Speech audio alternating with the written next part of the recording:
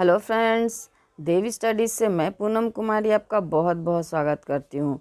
दोस्तों, आज मैं फिर से आपके सामने ऐसे प्रश्नों का सेट लेकर आई हूँ जो आने वाले सभी एग्जाम्स के दृष्टिकोण से बहुत ही महत्वपूर्ण है। तो आइए बिना वक्त गवाए हम लोग जो है आज के इस सेट के पहले प्रश्न की ओर बढ़ते हैं। तो पहला प्रश्न है हमारा कि सर्वप्रथम भारतीय अभिनेत्री कौन थी।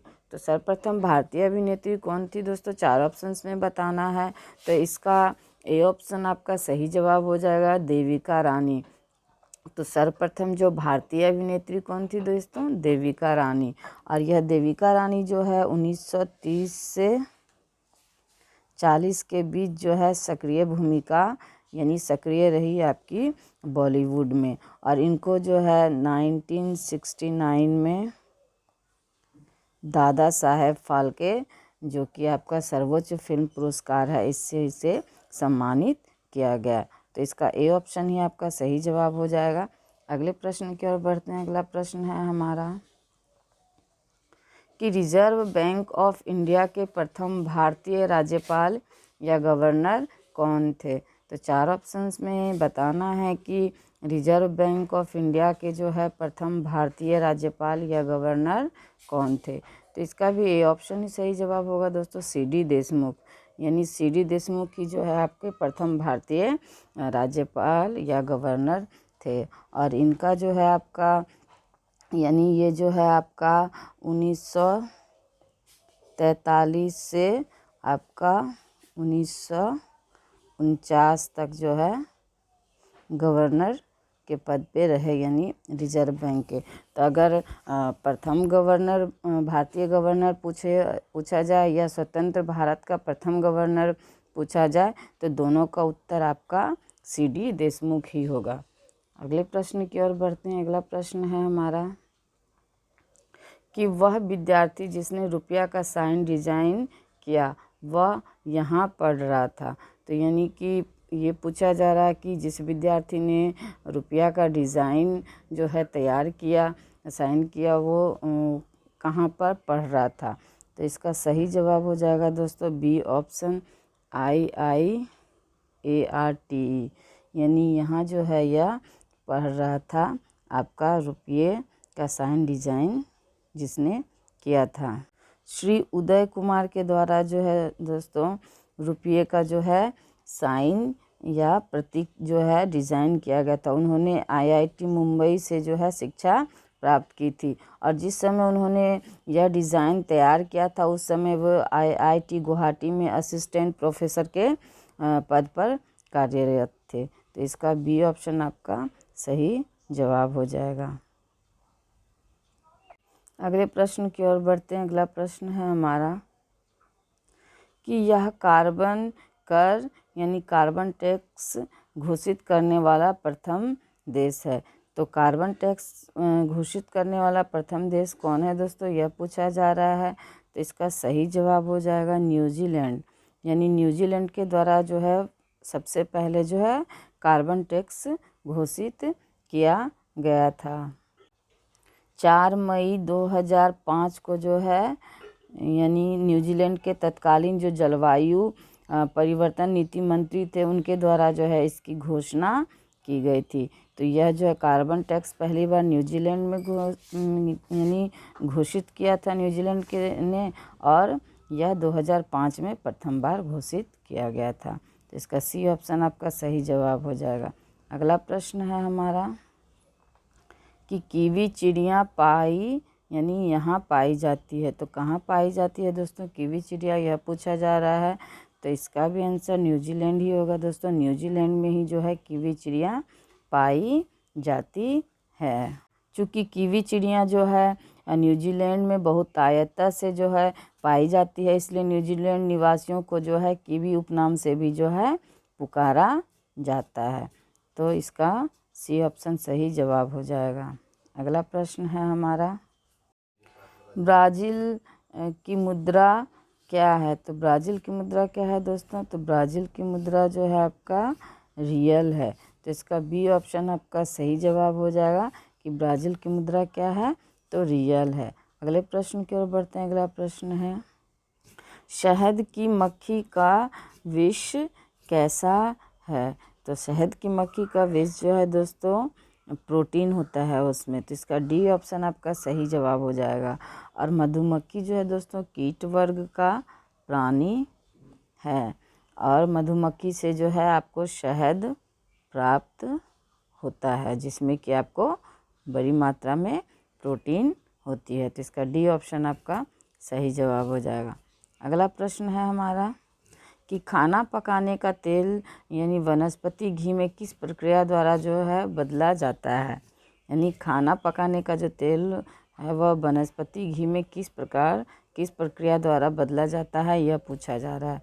तो इसका सही जवाब हो जाएगा दोस्तों हाइड्रोजनीकरण द्वारा। यानी खाना पकाने वाला तेल जो है वनस्पति घी में हाइड्रोजनीकरण द्वारा जो है प्रक्रिया द्वारा बदला जाता है, तो इसका सी ऑप्शन आपका सही जवाब हो जाएगा। अगला प्रश्न है हमारा स्वर्णिम क्रांति किससे संबंधित है? तो 4 ऑप्शंस में बताना है दोस्तों कि स्वर्णिम क्रांति किससे संबंधित है। तो इसका सही जवाब हो जाएगा दोस्तों उद्यान कृषि, यानी स्वर्णिम क्रांति जो है आपका उद्यान कृषि से जो है संबंधित है। अगले प्रश्न की ओर बढ़ते हैं। अगला प्रश्न है हमारा कि निम्न में से कौन सा भारत आने वाला पहला अंग्रेजी जहाज है? तो 4 ऑप्शंस में बताना है कि पहला जो है भारत आने वाला जो है अंग्रेजी जहाज कौन सा है। तो इसका सही जवाब हो जाएगा आपका दोस्तों, यानी 10 का आपका सही जवाब हो जाएगा ए ऑप्शन एलिजाबेथ। यानी कि भारत आने वाला जो पहला अंग्रेजी जहाज कौन सा है? तो एलिजाबेथ इसका सही जवाब हो जाएगा, यानी ए ऑप्शन ही इसका सही जवाब हो जाएगा। अगला प्रश्न है हमारा भारत में सिक्के जारी करने के लिए कौन प्राधिकृत है?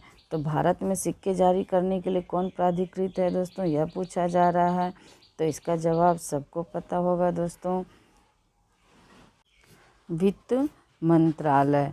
तो वित्त मंत्रालय के द्वारा जो भारत में जो है सिक्के जारी किए जाते हैं, यानी 1 रुपये के नोट तथा सभी प्रकार के सिक्कों का जो निर्गमन है दोस्तों वह वित्त मंत्रालय यानी भारत सरकार के द्वारा जो है किया जाता है। तो इसका बी ऑप्शन आपका सही जवाब हो जाएगा।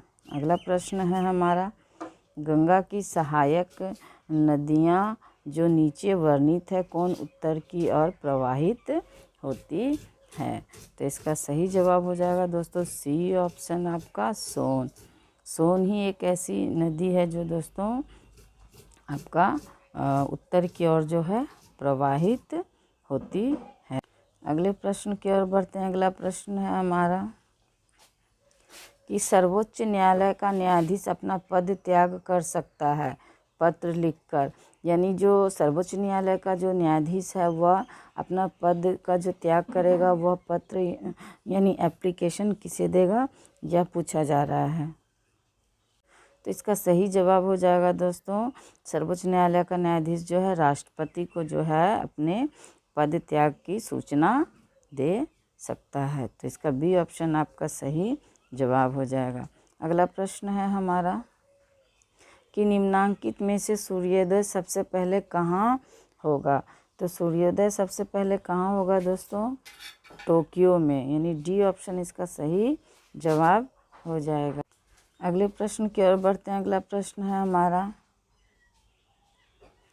कि मशहूर पेंटिंग हंस दमयंती के चित्रकार कौन है? तो मशहूर पेंटिंग हंस दमयंती के चित्रकार कौन है दोस्तों, यह पूछा जा रहा है। तो इसका सही जवाब हो जाएगा राजा रवि वर्मा। तो यह राजा रवि वर्मा की जो है रचना है आपका हंस दमयंती चित्र, जिसकी चित्रकार आपका राजा रवि वर्मा है।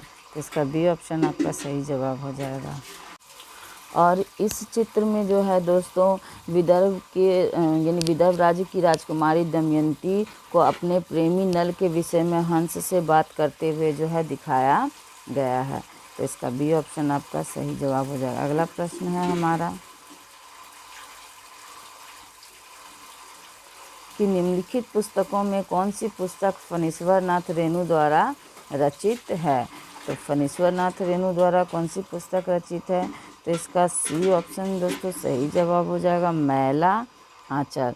तो मैला आंचल जो है फणीश्वर नाथ रेणु की जो है रचना है, तो इसका सी ऑप्शन आपका सही जवाब हो जाएगा। अगला प्रश्न है हमारा कि निर्वाचन आयुक्त को पद से हटाया जा सकता है। तो निर्वाचन आयुक्त को पद से कैसे हटाया जा सकता है दोस्तों, तो इसके 4 ऑप्शंस को हम लोग देखते हैं।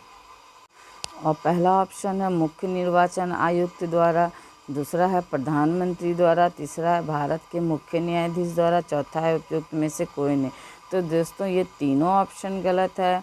जो भारत का जो मुख्य चुनाव निर्वाचन आयुक्त होता है उसको जो है महाभियोग के द्वारा ही हटाया जा सकता है, यानी जिस प्रकार से राष्ट्रपति को हटाया जाता है उसी प्रकार से जो है निर्वाचन आयुक्त को भी पद से हटाया जा सकता है। बाकी ये तीनों प्रक्रियाएं जो है इससे संबंधित गलत ऑप्शन है, तो इसका डी ऑप्शन ही सही जवाब हो जाएगा कि उपयुक्त में से कोई नहीं। अगला प्रश्न है हमारा कि टाइगर वुड किस खेल से संबंधित है। इसका ए ऑप्शन आपका सही जवाब हो जाएगा दोस्तों। टाइगर वुड जो है आपका गोल्फ से संबंधित है। अगले प्रश्न की ओर बढ़ते हैं। अगला प्रश्न है हमारा, हाल ही में ब्राज़ील में नवजात शिशुओं में माइक्रोसेफली या लघु शीर्षता के लक्षण मिले हैं, तो इसका क्या कारण है बताना है। तो इसका सही जवाब हो जाएगा दोस्तों आपका जीका वायरस, यानी जीका वायरस के कारण जो है नवजात शिशुओं में जो है माइक्रोसेफली या लघु शीर्षता के लक्षण पाए जाते हैं, तो ए ऑप्शन ही इसका सही जवाब हो जाएगा। अगला प्रश्न है हमारा, रेड क्रॉस फ्लैग पर प्रतीक है, तो रेड क्रॉस फ्लैग पर प्रतीक क्या है दोस्तों, यह पूछा जा रहा है। तो इसका सही जवाब हो जाएगा आपका सफ़ेद रंग की पृष्ठभूमि पर लाल क्रॉस, तो इसका बी ऑप्शन आपका सही जवाब हो जाएगा। रेड क्रॉस की स्थापना जो है दोस्तों 1863 में आपका हेनरी ड्यूरेंट ने जिनेवा में की थी, और इसका मुख्यालय जो है दोस्तों जिनेवा स्विट्ज़रलैंड में है, तो ये भी निश्चित रूप से याद रखिएगा। अगला प्रश्न है हमारा, ब्रह्मोस मुख्य रूप से है, तो ब्रह्मोस मुख्य रूप से क्या है दोस्तों ये बताना है। तो इसका सही जवाब हो जाएगा आपका जहाज विरोधी मिसाइल, यानी ब्रह्मोस जो है आपका क्या है, तो जहाज विरोधी मिसाइल है। अगले प्रश्न की ओर बढ़ते हैं। अगला प्रश्न है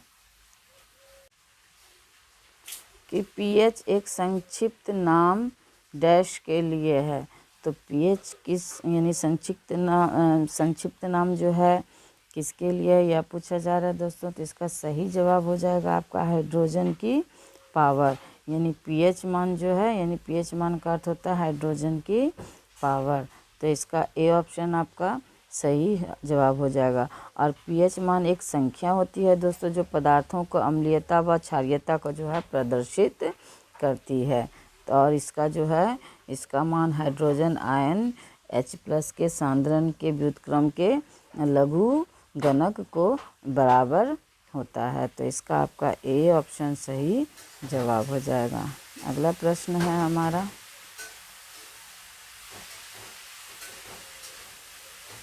समय के साथ वेग में परिवर्तन को आप किससे परिभाषित किया गया है। तो समय के साथ वेग में परिवर्तन को जो है आपका त्वरण के से परिभाषित किया गया है, तो इसका डी ऑप्शन जो आपका सही जवाब हो जाएगा, यानी समय के साथ वेग में परिवर्तन को जो है त्वरण कहा जाता है, तो इसका डी ऑप्शन सही जवाब हो जाएगा। अगला प्रश्न है हमारा कि निम्नलिखित में से कौन रोग जीवाणु के कारण होता है।